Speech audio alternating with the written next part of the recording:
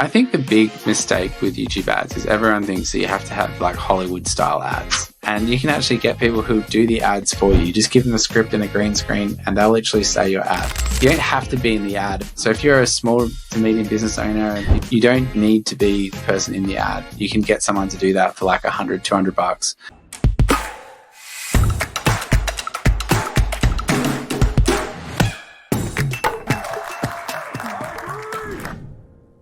Hello, everybody, and welcome back to another episode of Marketing Inc. I've got an awesome guest with me today, Ben Jones. Welcome to the show. Cool. Thank you for having me, Allie. I super appreciate everyone's time and attention, and hopefully we can deliver some value. Yeah, absolutely. So for those that may not be familiar with you, tell us a little bit about who you are, what you do, and what brought you to this point in your career. Cool.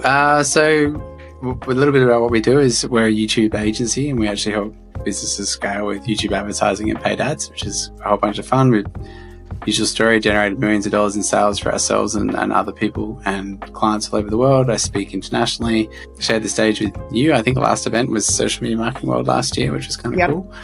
And connected with you, and that was pretty fun. But really the joy that we get is really just helping businesses grow and scale with paid ads, particularly YouTube.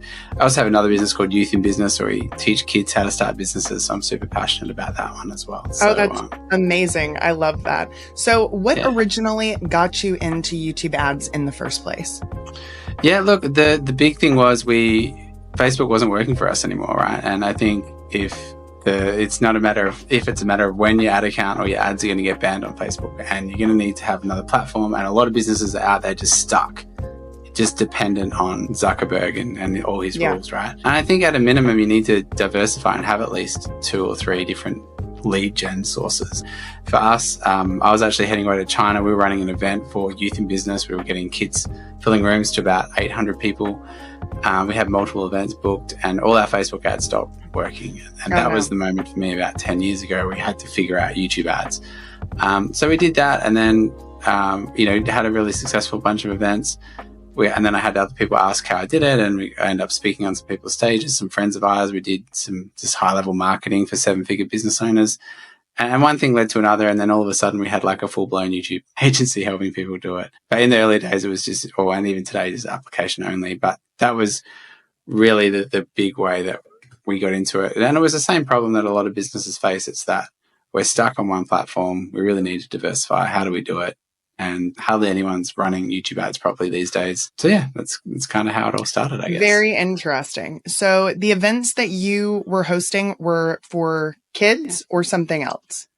Families. So we do kids and families. I also had another business at the time, just prior to COVID, called Coaching for Experts. We'd actually teach coaches and experts how to run events and sell from stage and fill their rooms and everything. So filling rooms and events is something that I've been doing for the best part of a decade now, whether they're virtual or online. So that was a big part of it. But the ones that we were running at that particular time was for Youth in Business, for teaching kids how to start businesses. So yeah, targeting the mums actually was how the targeting works, because the mums obviously make all the purchasing decisions in the home. Yeah. Well, that's super cool. And I definitely want to learn more about that. But first, tell me a little bit about, you got your account shut down. You had an event that you were actively trying to promote. What did you do next? What type of ads did you run? What did you experience with that first round of YouTube ads? Yeah. So first round, we'd started doing a bit of Google search ads anyway. So we had, everyone's dabbled usually at Google ads at some point. And we had a little bit done. I had to fly to China for some other business stuff. And back then there was no real VPNs that worked. So I was literally going to be cut off from the whole internet world, which as a marketer is scary. And I basically said, let's just hire the best agency we could with YouTube advertising or Google ads, pay them a ridiculous amount of money. And I think as business owners, when we freak out a little bit, we're happy to just pay for the solution and get the thing happening, right?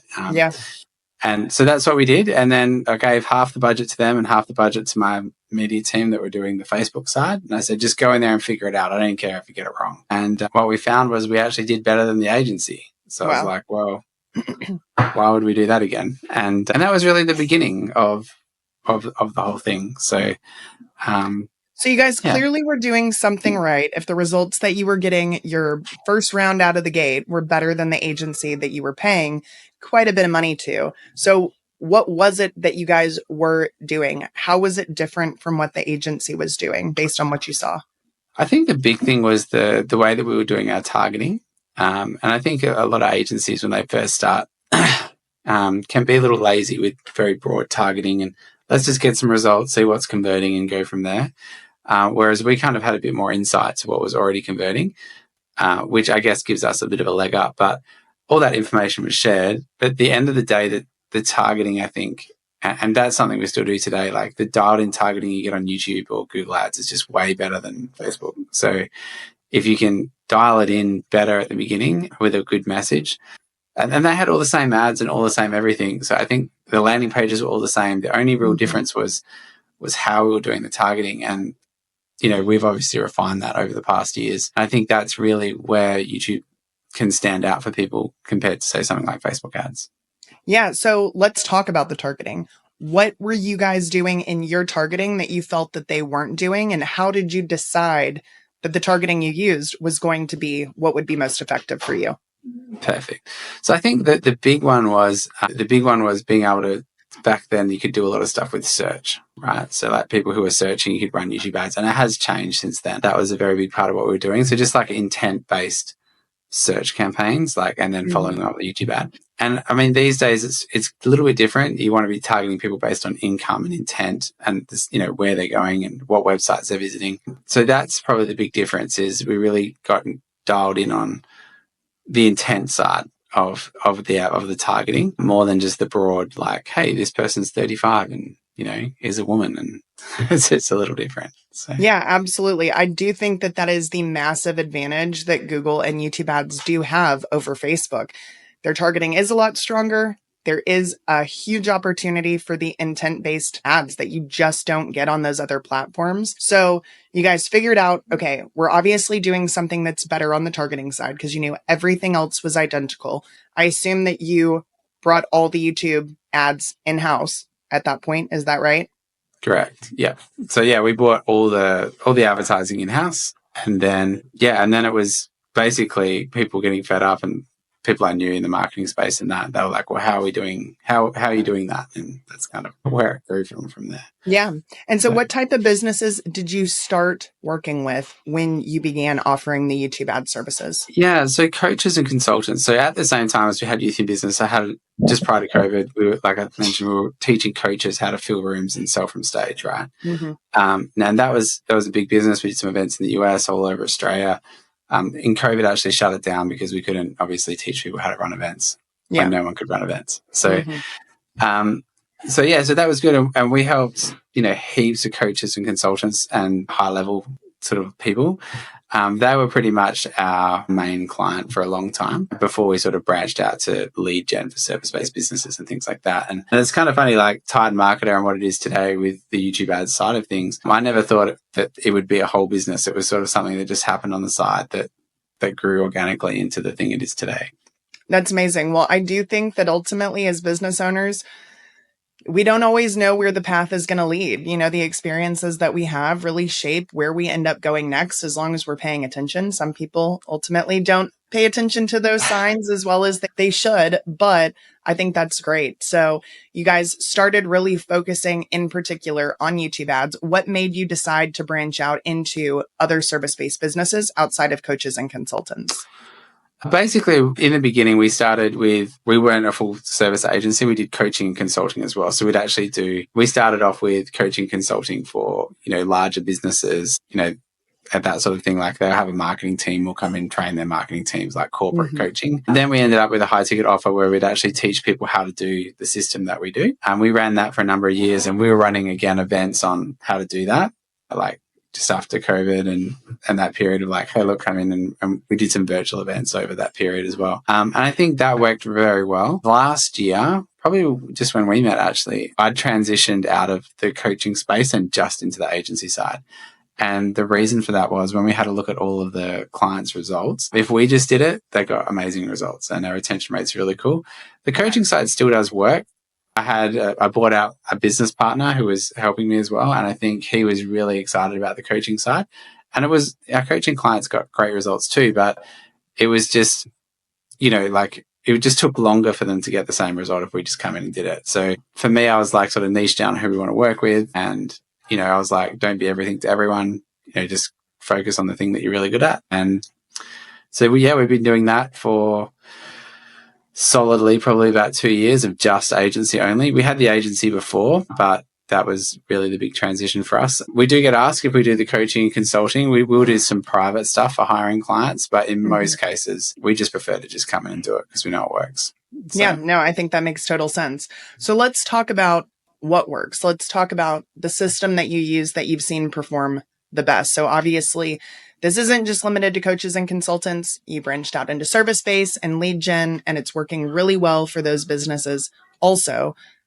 You already mentioned the targeting and really focusing on the intent-based targeting, income targeting, making sure that those sites that people are visiting are the things you're really leveraging as much as possible. What else produces awesome results with YouTube ads?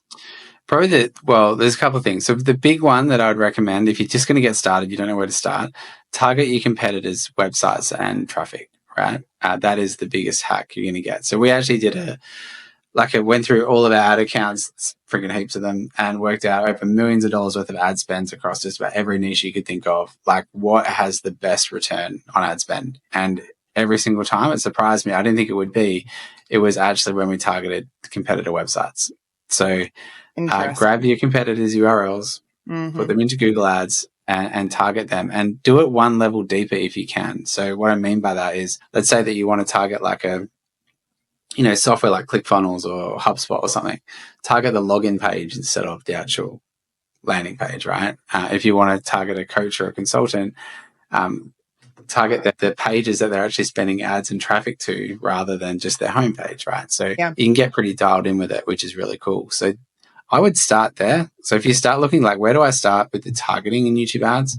That's where you want to start. The other cool things that you can do this year, which you couldn't do a year ago, were like YouTube ads has now got image-based ads that you can roll through. And the transition from Facebook to YouTube has never been easier, just because of the new ad creatives and things that they've got going on, and the shorter ads formats for YouTube Shorts and things like that.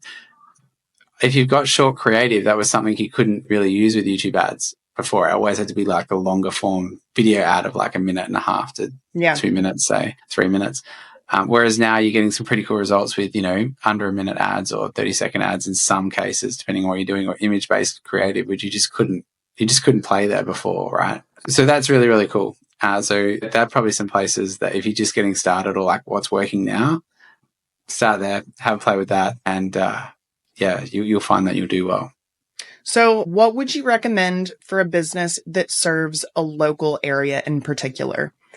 Maybe their competitors aren't running a ton of ads, or maybe, they're already kind of the dominant business in the area, but they want to get more leads, more customers. Do you feel that there's enough traffic typically in that situation for them to really rely on the competitor targeting, or are there other things that they should be doing in that situation? So it obviously depends on the business to an extent. If they only want to serve like a kilometer radius, that's going to be problematic unless they're in like a big city. However, most service-based businesses, like we'll work with, roofers and local contractors and that sort of thing as well. Usually you have sales teams and things, and they're actually wanting to branch out. They might have 2 or 3 locations, or, they cover like a whole couple of suburbs or that sort of thing. In those cases, yes, you can definitely, there's enough of your market to go and attack, if that makes sense. So I would definitely look at it. And for most small to medium businesses, they're going to know who their top 5 competitors are in most cases. And there's always a bigger fish, right? So no matter, even if you're in a small suburb or in a local city and you only want to service like a small part of that city, you can definitely do that. So, and I recommend that you would, because it's pretty dialed in at that point. Yeah, no, I love that. So in terms of the creatives, so there's obviously not a lot of ad copy that goes into YouTube ads. So the targeting and the creative are really the 2 things that you have at your disposal. What have you found creative wise has been a really effective format, or maybe it is a style of video or type of video that seems to work pretty consistently across a lot of different industries? Yeah. So the one that we work with like a 4-part step process is just basically hook, elevator pitch, story, close. And there's a whole bunch of stuff on that, but you just want to keep it really dialed in. The hook is the most important thing. What you say in the first 5 seconds really matters. There's about 12 different hook types that you can use. The best one, I'll just save you some time, is the rhetorical yes. So like if someone's going to say agree with you and a big benefit or a thing they want to avoid where they say yes, that's the hook you want to start with. So for example, are you sick of burning money on Facebook ads? Whatever the thing is, right? Mm-hmm.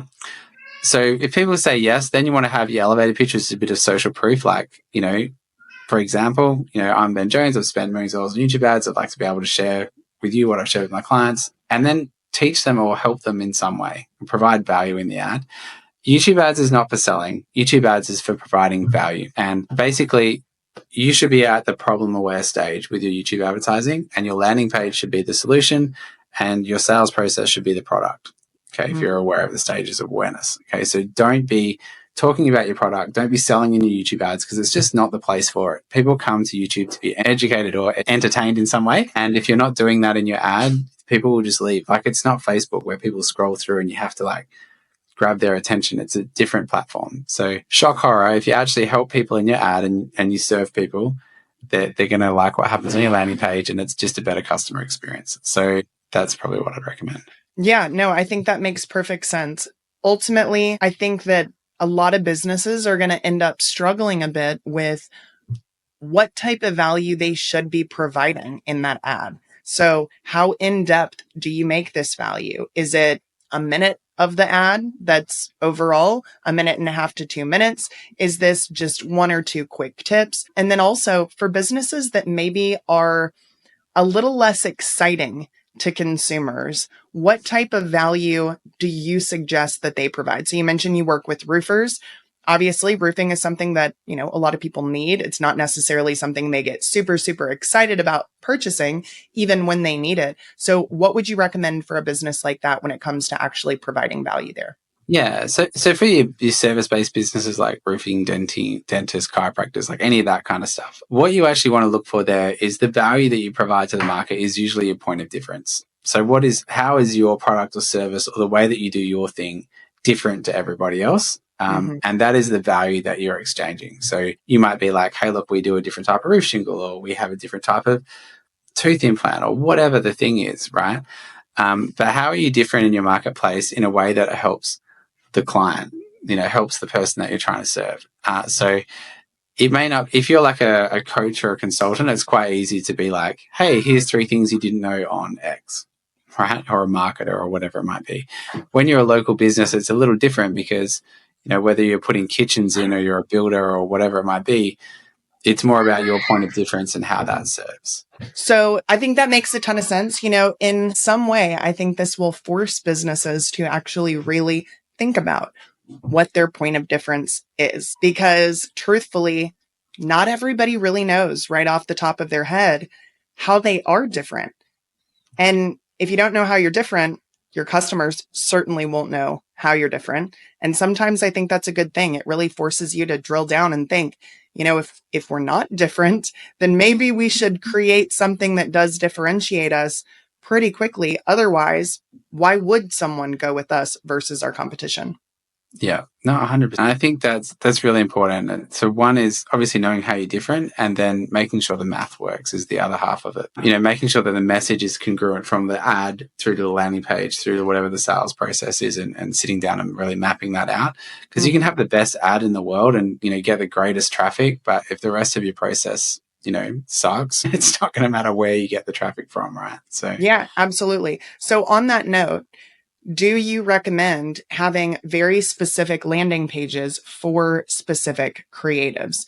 How important is it to have something that ties in directly to that ad? Or is it a matter of making a variety of creatives that are talking about, similar things, similar angles? Maybe they have different hooks in them, but that no matter what creative you're running for that offer, it's still going to end up being congruent with that one primary landing page. It depends on a couple of factors there. So the first one's the budget. Like, how big is the company to play? If they've only got like $2,000 to $5,000 a month on ad budget to do it, you're only going to be like 1 or 2 landing pages maybe. But if someone's is like spending 30 to 50 or something like that, you've got more budget to play. You can test different offers. They're already going to have an offer that works that you can model and fix and whatever it might be. So I think it depends on the client there a little. But if you're maybe it's just a smaller or medium-sized company and your ad budget is under 10K, you're probably going to be like probably 2 or 3 different offers max. And you might have something that already works. And the trick's going to be getting the messaging to line up with the offer that you've got. So point of difference, have it on the landing page. It might be like, and you have different offers, like it might be like get an instant quote or book in for our live webinar or like what is it what is the thing, the messaging and your point of difference? How does that all come together to do that? But yes, you would have, to answer your question, Allie, you would have the creative that only goes to that landing page. You may have like a general couple of ads. I'm not such a fan of generalized marketing. I think the message to market match is really important, particularly if you're dealing with video ads, like has to match. So maybe like 5 ads at a minimum to the first landing page, test it out, see what happens, go from there. But you should at least have, and even if you're a smaller service-based business, you should have at least 2 landing pages you're testing at any one time. Yeah, I think that is amazing advice and not something that people would necessarily always think that they need to do right out of the gate. Now, you also mentioned that some of these businesses may have 2 or 3 different offers. Ideally, you've already got an offer that works when you're starting to run YouTube ads. But what happens if you don't already have an offer that works? Is that still a good platform to test your offer and try and validate that offer? And if so, what would that process look like? It's going to be really similar to Meta or any of the other platforms, right? Like it's the same deal. Like you're going to send a certain amount of traffic to this landing page, check the conversion rates, see what happened. I mean, it's more in the CRO space than it is so much in the media buy space. So I think what is important though is the type of traffic that you can send from YouTube is going to convert better than say something like that's more general like Meta, right? So you can actually test quicker. So if let's just say that you had 2 or 3 different offers, you would try and get it as intent based as possible, and the leads may be cost a little bit higher, but they'll convert well. And then you'd probably go from like specific, as dialed in as you can, to then probably once you've got it working to broaden it out a little, which may be different if, a lot of people are a big fan of go broad and then niche down, but I'd much rather go the other way. So so I guess that's how it would be different with YouTube. And yes, it's great for testing different audiences. And look, even if you didn't do YouTube and you just ran a whole bunch of search, like just straight search ads to your landing pages just to see, what the conversion rates are and then bring the cost down with YouTube later, that might be another way you could do it with Google, because the intent side of it's going to be really good. So yeah, absolutely. So what type of offers have you seen work really well? Or is it not really one specific type of offer? Maybe you can have anything that works well as long as your creatives, your targeting, and your landing page and the offer itself are pretty solid. But is there something that really stands out as, this type of offer tends to work more times than it doesn't? Yeah. So I think we'd break it down by like industry, if that makes sense. So different industries have different offers that work better than others. Let's take coaches and consultants and agencies. Let's just put them in one camp. There are so many different ways of doing it, from webinars to VSLs to whatever. And it does depend on the company. What we do find that works really well in any of those businesses, if they have a sales team or some sort of sales rep, is really solid opt-in, very simple, through to a 5 or 10 minute video with a book a call invite at the bottom. That works really well for any of the coaches, consultants, any of that with a sales team. And you back it up with some sort of webinar or pre-recorded training or something like that. And that's not if you're doing the big events. So, if you're doing big events like filling rooms and that sort of thing, that's kind of the next level up. That's a bit of a different play again. But yeah, that if you're in any of that space, like opt in through to book call works really well, and follow it up on the phone with a sales team. If you don't have all of that and you just want to get good quality leads, that, if you can solve a specific problem after they opt in and you deliver value and ask them to book a call, it works really well. It doesn't have to be hard. So I'd recommend that. If you were a service-based business looking for lead gen, it depends on what your offer is. And in most cases, whether you're a small to medium business, you're going to want to either provide a quote or get someone on the phone to sell them the thing that you do, or book an appointment. Now, if you want to get the appointment, the number that we normally work off is like, what does a booked appointment with the salesperson or the sales rep cost, and how do we do that? And that's where your point of difference in your offer needs to come through in your ad through to the landing page. And you can get really intent as a service-based business. Like, this is how we solve your problem. Here's how we're different in the ad. Come through the landing page, book the appointment, schedule the quote, whatever the thing is that you want to get them to do. And it's a bit of a no-brainer. So that would be they're really the two main ones that I would recommend. Again, if you're filling events or stadiums or any of that, that's different. But if you're a service-based business looking for lead gen, it doesn't have to be difficult. The messaging just all has to match to the offer. Yeah, that makes sense. Now let's talk about the creative itself. You've kind of mentioned the length of creative that works well, the format of the creative. What about the actual visuals and production value? How important is this? And are there things that tend to be really, really effective when it comes to how that video is put together?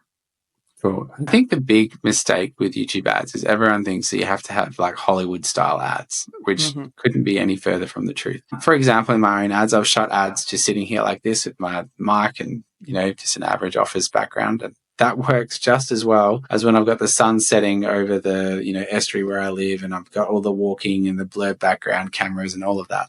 And we found that this holds true with our clients as well. The other big thing that people freak out about is with YouTube ads, you really do need to have talking head, to like a person talking to the people. And the reason is YouTube content. If you go to YouTube, it's all people talking to you in studios like me and you were sitting on in. And that's really important, is having that person talking. Now, a lot of small business owners hate that as a concept because they don't want to be the person that has to do the talking, right? What's really cool and what we've seen work really well is you can actually just go to Fiverr. If you don't know what Fiverr is, it's just like a website where you can get anyone to do things, like an outsource kind of platform. And you can actually get people who do the ads for you. You just give them a script and a green screen and they'll literally say your ad. And I proved this point. I did it with some of my own stuff and that they do work. I got some rather attractive ladies to do my ad the same way I would do it to the US market. Now, what's really funny is when I talk to the US market, I'm obviously Australian, so I speak really fast and people, struggle with that a little. And a lot of times they're actually listening to my accent more than they're actually listening to what I'm trying to say. So what I found is the ads that I had of the attractive younger women doing my exact ad exactly the same converted better, which I was like, well, that sucked. So you don't have to be in the ad. It's not an ego thing, right? So if you're a small to medium business owner, I don't care if you sell swimming pools or whatever it might be, you don't need to be the person in the ad. You can get someone to do that for like $100, $200, and they'll probably do a better job anyway.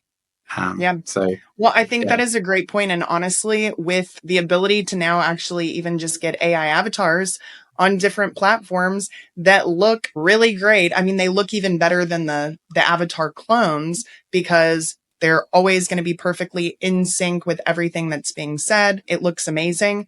It's even a cheaper way to achieve the exact same thing. And I do think that is a really interesting thing for everybody to test.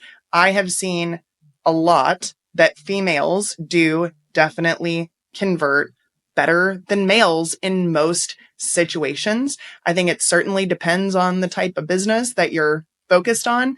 But in general, if you've never tried a female in your ad, whether it's on Facebook and Instagram or YouTube, I think it'd definitely be something to test. And we really just have the ability to do this easier than ever before, cheaper than ever before. So something that, I definitely recommend everybody test out if they haven't done so. So you mentioned that you've done, really well with talking head style videos. You've tested the females work really well.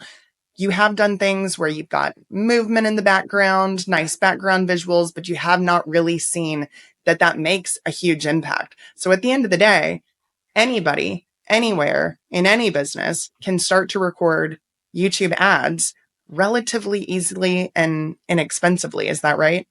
Yeah. And I think it's because people want to do business with real people, right? And I think that the really cool thing is, I would say, particularly when I'm doing the coaching and consulting side, I'm teaching people how to run their own YouTube ads, like small to medium-sized businesses. So I would say 90% of them shot all their ads on their phone, just with a wireless mic.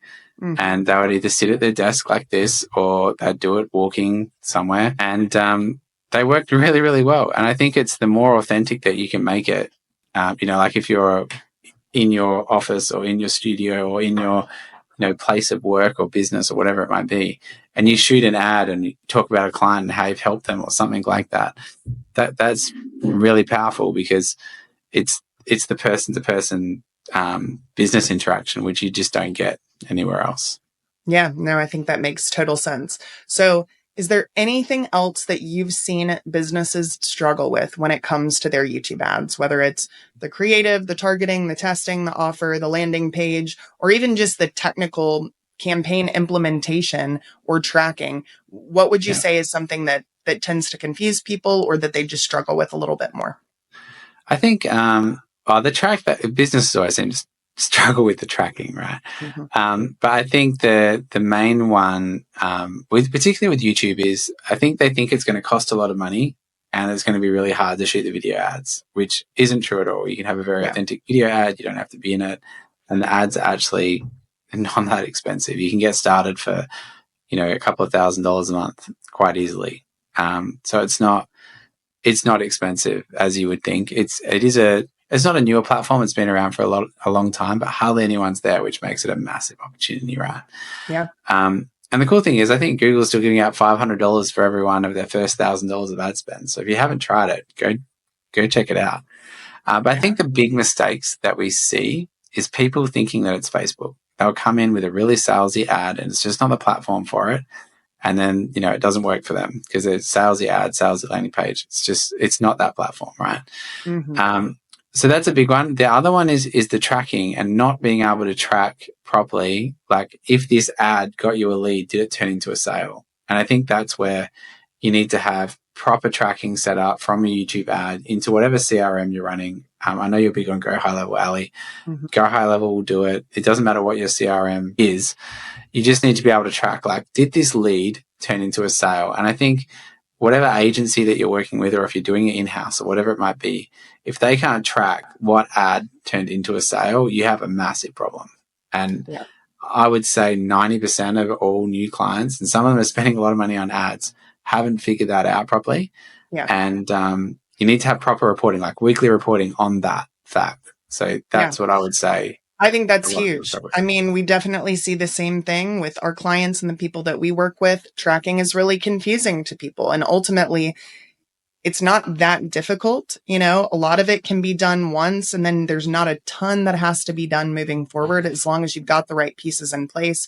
But like anything, if you've got leads that maybe cost more than you would like them to, but those leads are actually converting into sales at a higher rate than other leads that are maybe less expensive, it really puts all of your advertising in perspective. And so if you don't have that piece on the back end to show you if this is working for the thing you actually want, which is new clients and customers, and are there certain clients that spend more with you, that stay longer with you? How is that factored in to how you're evaluating your ads? You're really going to be in the dark about so much. So I think that is massively valuable.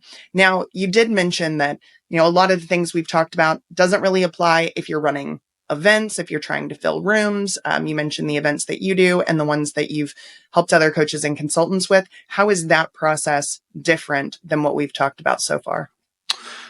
So events are a little bit of a different space. So a free event, for example, is different to a paid event. And if the event is under $100, then you can just run straight to cold traffic. If you're filling a room that's, the ticket costs are thousands of dollars, there has to be a step in between. You basically have to sell the ticket to the event. Where if it's $100, you can just run that to cold traffic all day long. So I think it's the style of the event that you're running. And how big it is. So we do events for, even things like speedway and motorsports and things like that, where, the ticket price is super low, but it's a massive volume. That is a different marketing campaign to someone who's got, I'm an expert coach and consultant and I only want 100 people in the room. They'll have to pay $1,000 to be there, right? So that's where it's a little bit nuanced, if that makes sense. But I would say, look, for most coaches in today's world, coaches and consultants, they're going to be running either a virtual event or some sort of event that costs less than $100 to attend. And both of those you can do from cold traffic all day long. So yeah, absolutely. So is there anything different structurally with the ad for something like an event that's got a specific date, a specific time, specific location? Are those things that you're talking about in the ad, or you just save that for the landing page? Are you doing more pitching on that actual event in the ad, or it's the same format and structure that we've already covered? it's the same format and structure. Again, it'll be like, hey, I have this event coming up. All the details will be on the landing page, right? So you don't promote all of that in the ad. It's not a good place for it, right? Yeah. And you got to think like the ad's whole job is to sell the click. That is its whole job. The landing page's whole job is to get the conversion event, whatever that is. So if you can separate those two things in your mind, your marketing will run 1,000 times better. So yeah.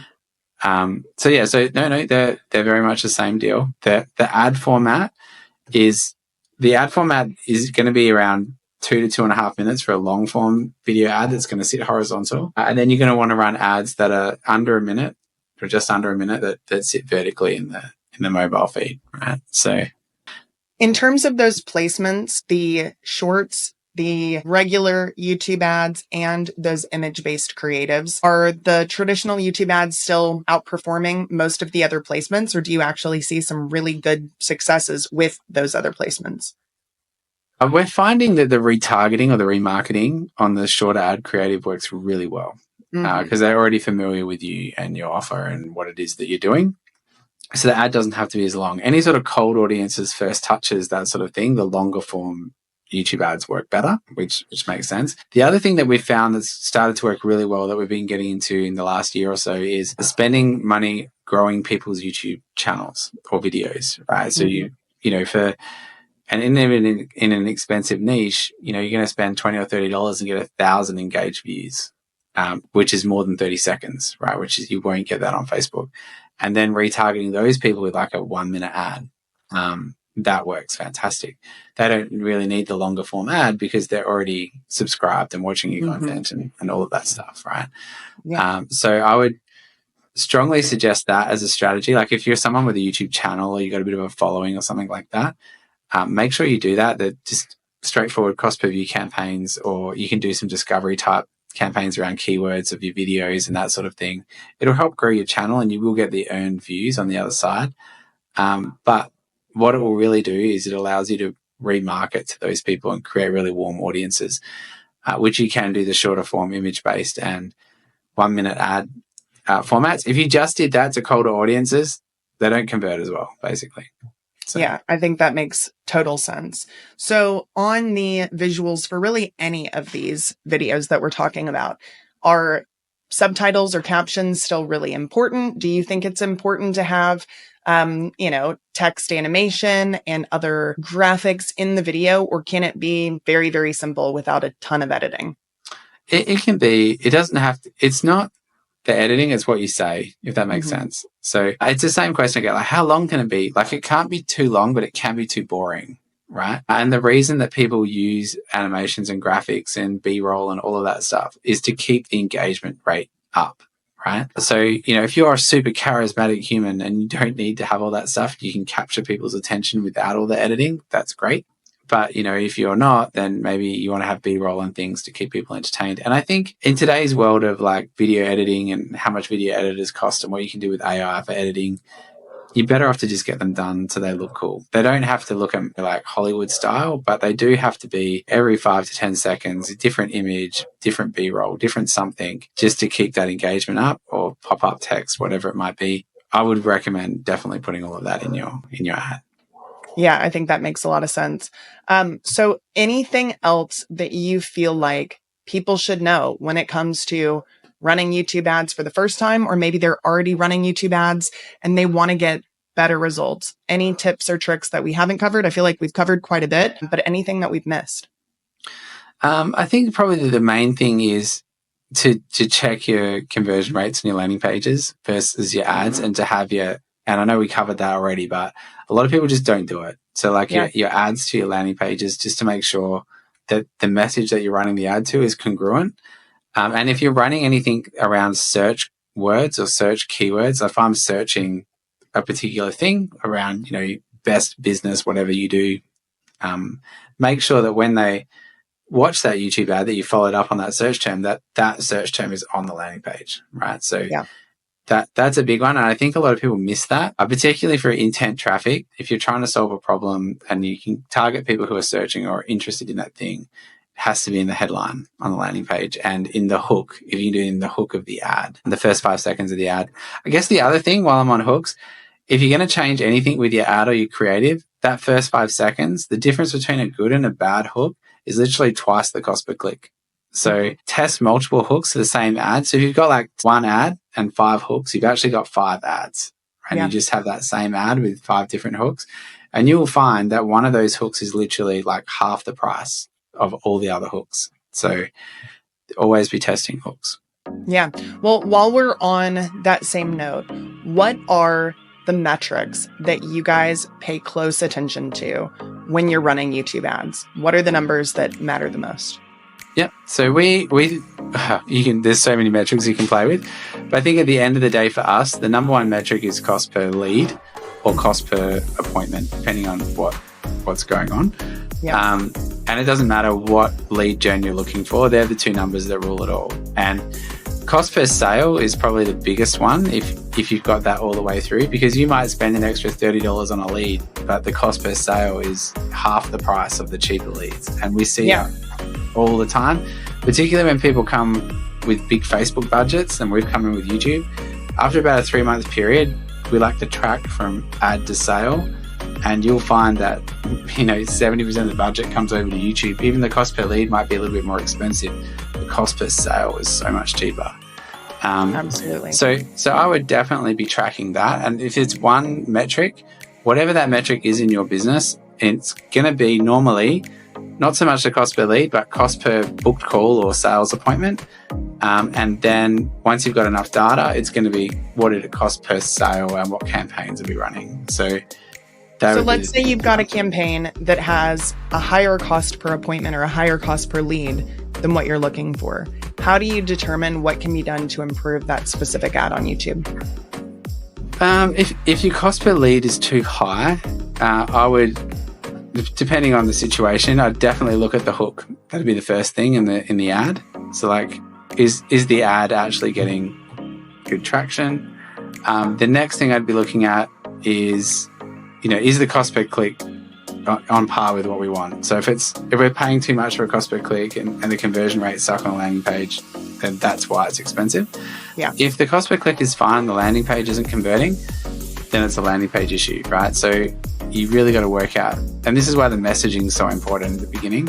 If you get the messaging right, you shouldn't have that problem. But if the cost per lead is too expensive, you need to work out, is it expensive because the landing page sucks, or is it expensive because the marketing sucks? And once you diagnose which one that is, some cool tools that you could probably use. We use Microsoft Clarity on all our client stuff. It's free. You can literally track people, video stalk them as they're looking at landing pages and heat map them and stuff. So definitely do that. On the ad side, you just want to be looking at the hard metrics: cost per lead, cost per click. They're really, you can get hung up on all the other ones, but at the end of the day, they're the 2 numbers that rule them all, right? So yeah, I love that. Well, amazing. This has been so informative. I know people are going to get a ton from this. Ben, if people want to find you or learn more about you and what you can do, where should they go to check you out? Yeah, just head to Titan Marketer. So Titan Marketer with an ER on the end of it, .com. And there'll be heaps of cool free resources and stuff that you can check out. But I guess at the end of the day, just get started. If you're not on YouTube, have a play around with it. Get in there and get your hands dirty, and you're going to enjoy the experience. Yeah, I think that's absolutely right. Just like with anything, you got to dive in to get the data. The data is going to tell you so much about what you need to do next. So getting started is often the hardest part. Well, I love this. Thank you so much for joining me today, and I will see you guys on the next one. Bye-bye.